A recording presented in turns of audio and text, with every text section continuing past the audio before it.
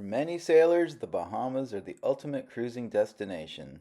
Located east of Florida, this tropical archipelago is made up of a series of islands that stretch nearly 500 miles in length. Our goal for the winter of 2025 was to explore the Sea of Abaco in the northern Bahamas. Early winter 2025 was cold and stormy, as one low pressure system after another rolled across the southern U.S. and into Florida. Interrupted by the occasional cold front descending from the north, Florida saw periods of record cold and snow. We started provisioning the boat in early January, looking and waiting for a period of settled weather to make our crossing to the Bahamas. By the third week of the month, I was losing patience, and we decided to cast off the lines and head south on the Intercoastal Waterway towards West Palm Beach. We knew we had a period of bad weather ahead, but we figured life on the boat in the ICW was better than waiting on the dock at the marina. In 25-knot winds, we headed south towards Port St. Lucie and found ourselves mostly alone as Montana held steady, motoring south in gusts as high as 30 knots. Attempting to find some protection in the lee of the wind, we anchored a few hours later north of Jensen Beach Bridge. It was good practice for us setting our anchor in such gusty conditions, and we had the added challenge of navigating without the aid of our depth sounder, which, for the first time, stopped working as we left our slip in Fort Pierce. We spent the next few nights anchored in Hobe Sound, and I dove on the hull and cleaned the lens on the transducer to make sure algae was not interfering with the signal. That didn't solve our problem, so we accepted the fact that we would do our trip to the shallow Little Bahama Bank without a depth gauge. We spent the next few days on the boat, cooking nice meals and occasionally going to shore to stretch our legs on the empty beaches. Once the weather relented, we continued south on the ICW towards West Palm Beach. Traffic was light and our timing was right as we passed beneath the 5 bascule bridges that stand between Jupiter and Lake Worth. We dropped the hook in squally weather and spent another rolling night beneath the city lights.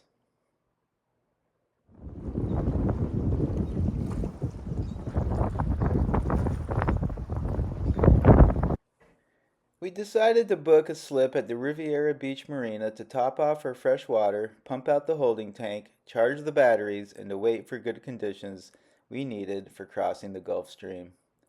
A couple of days later, in the pre-dawn hours, we motored out Lake Worth Inlet, dodging a super yacht that was being towed in, and squeaking out just before the arrival of Margaritaville, a massive cruise ship that requires the entire width of the inlet to navigate.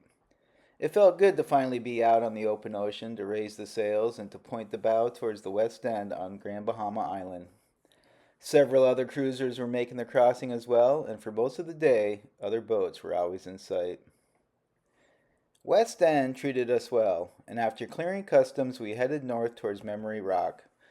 I enjoyed the next few hours out on the open ocean, knowing that once we crossed onto the Little Bahama Bank, we'd be in shallow water for the next month or so.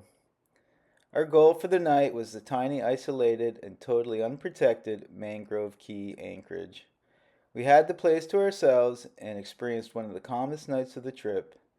The silence was pervasive and the evening sky beautiful as the day came to a close. It had taken us 10 days to get to this point, and in those 10 days, this was the first time we found ourselves alone, isolated, and immersed in deep solitude. We loved it. The next morning dawned peaceful and brilliant, and we had time to assess our situation and to make a plan. We decided to head north, sailing past Grand Key and finding an isolated anchorage at Double-Breasted Key.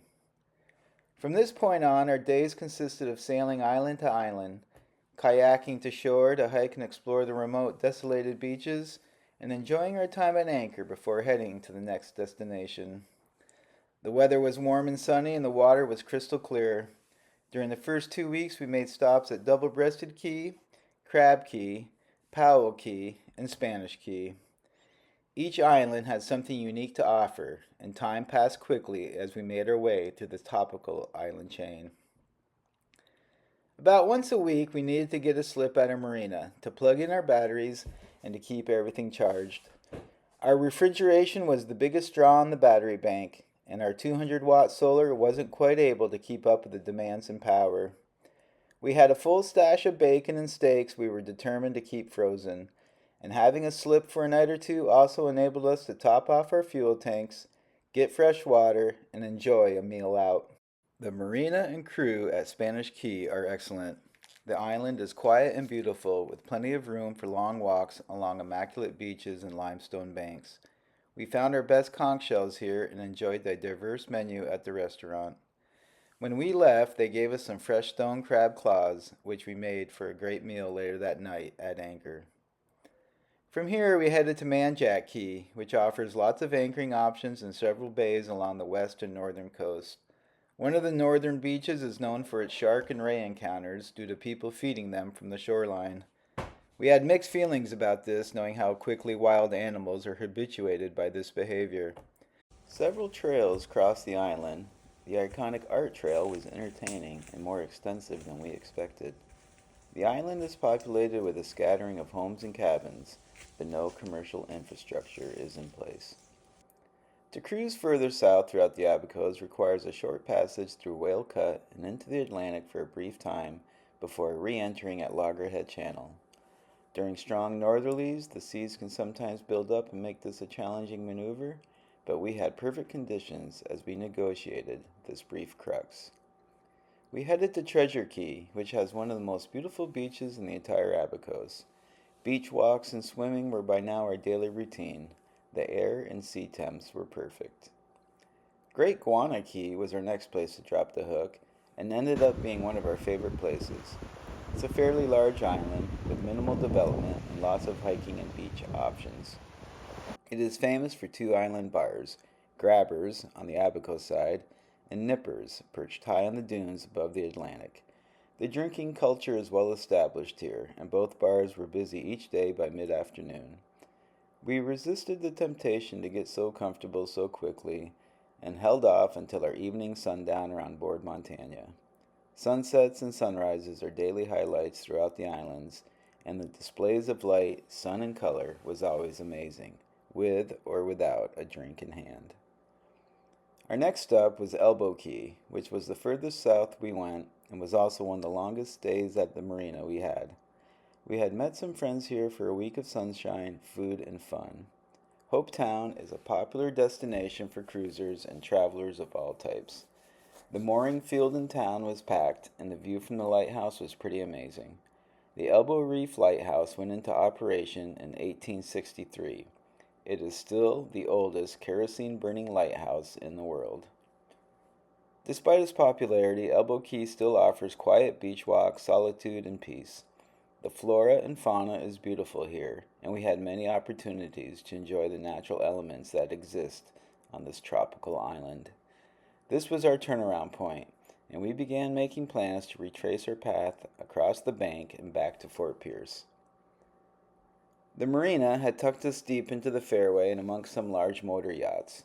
This is where all the high-dollar mistakes happen, and when our friends offered to use their dinghy to help us negotiate the strong onshore winds and tight confines, we happily agreed. Operating as our bow thruster, Dan was able to keep us from being blown downwind as we backed out of our slip and initiated our pivot turn. It all went as planned, and soon we were heading out the channel. We had a mix of emotions knowing our trip was wrapping up, and we were headed back to Florida. A day of motoring got us back to Spanish Key, where we stayed an extra day to wait out a wind event that had all the boats rocking and rolling throughout the night. The sharks that swam throughout the pilings and docks of the marina were some of the biggest we had ever seen. We're pretty sure there was a mix of lemon sharks and bull sharks, and they had calmly patrolled the waters beneath us, waiting for the fishermen to return and clean the fish. Once underway, we were able to take advantage of the northeast winds and actually sail along the magenta lines without motoring.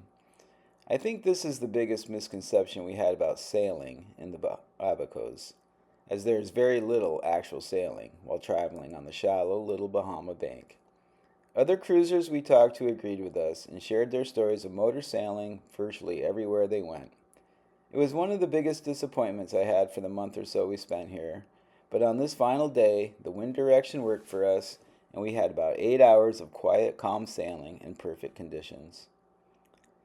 As night fell, the wind died down, and we fired up our trusty Beta Marine 38. We left the bank and entered the deep Atlantic waters. We saw one of Elon's rockets soar overhead, illuminating the dark, moonless night.